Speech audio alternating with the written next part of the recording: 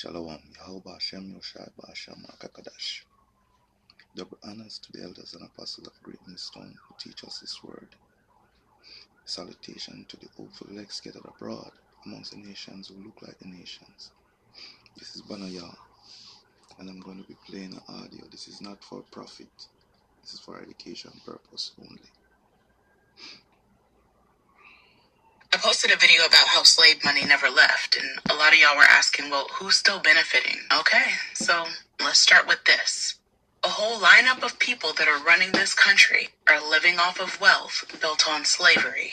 Not metaphorically, not spiritually. I'm talking actual descendants of enslavers writing laws, cutting checks, and holding office. And we're gonna name them.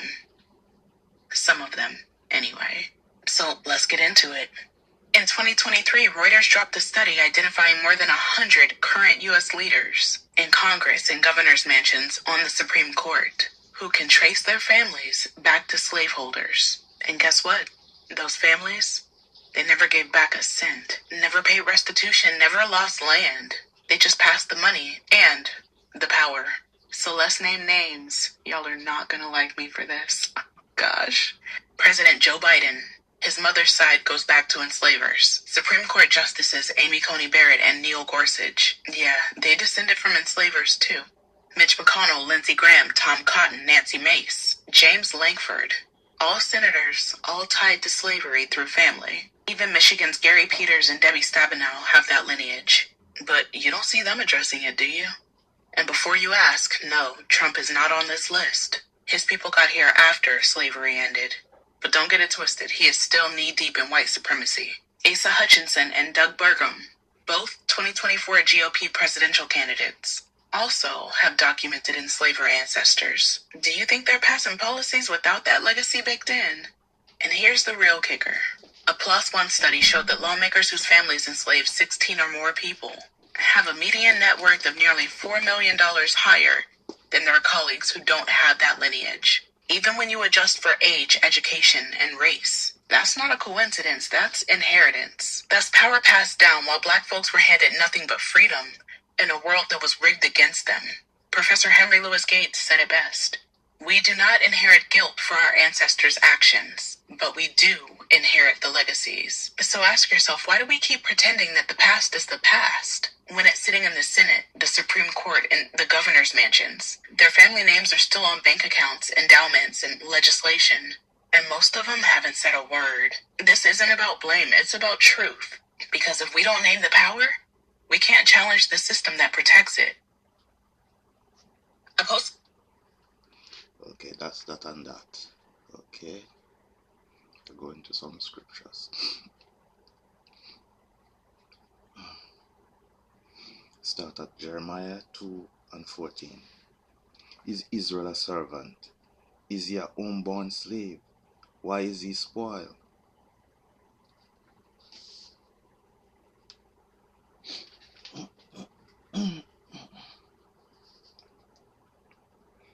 Deuteronomy 28:68.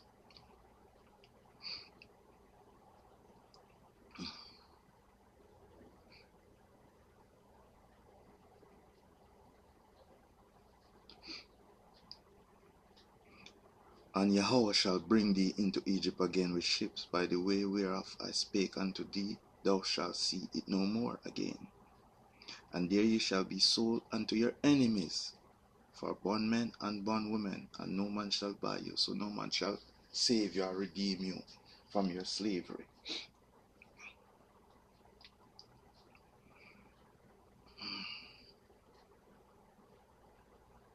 Isaiah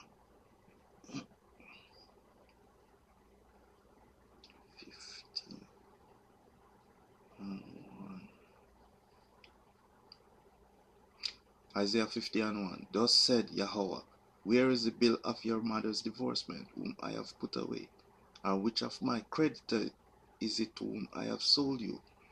Behold, for your iniquities have you sold yourself, and for your transgression is your mother put away.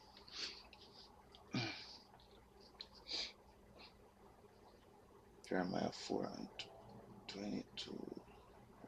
4:22. Yeah.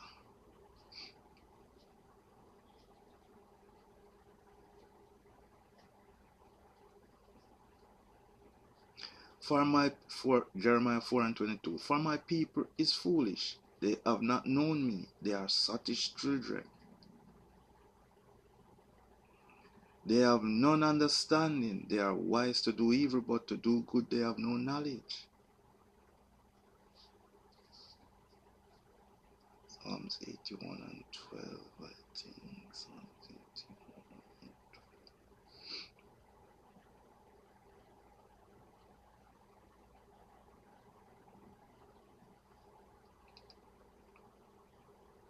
Psalms 81:12. Start at it. Start at 10. I am Yahweh, thy power, which brought thee out of the land of Egypt. Open thy mouth wide, and I will fill it. But my people would not hearken to my voice, and Israel would none of me. So I gave them up unto their own hearts, lusts, and they walk in their own counsel. Oh, that my people had hearkened unto me, and Israel had walked in my ways. I should soon have subdued their enemies and turned my hand against their adversaries.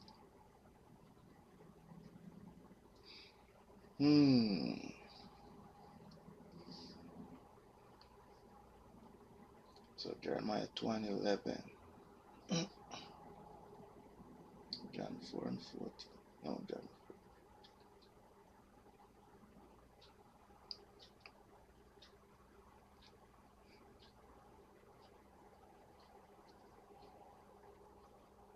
John 4:14. But whosoever drinketh of the water that I shall give him shall never thirst, but the water that I give him shall be in him a well of water springing up to everlasting life. Revelation 21:6. And he said unto me, It is done. I am Alpha and Omega, the beginning and the end. I will give unto him that is athirst of the fountain of the waters of life freely. The waters of life freely.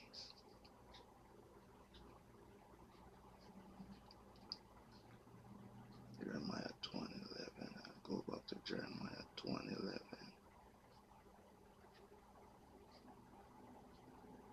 2:11. Hath a nation changed their gods, which are yet no gods? But my people have changed their glory for that which doeth not profit.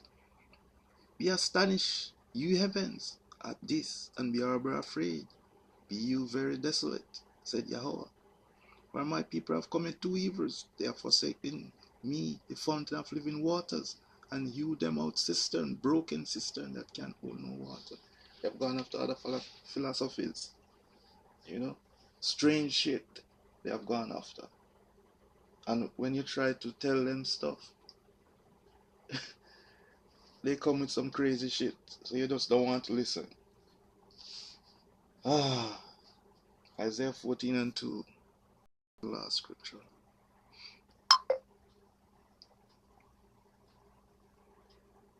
Isaiah 14:2.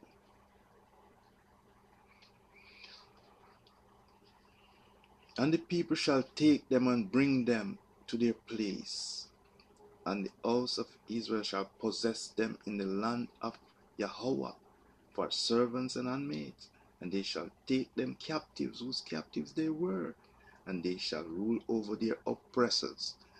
All praises to Yahweh Ba'asham Yoshai Ba'asham Rakakadash. Shalom.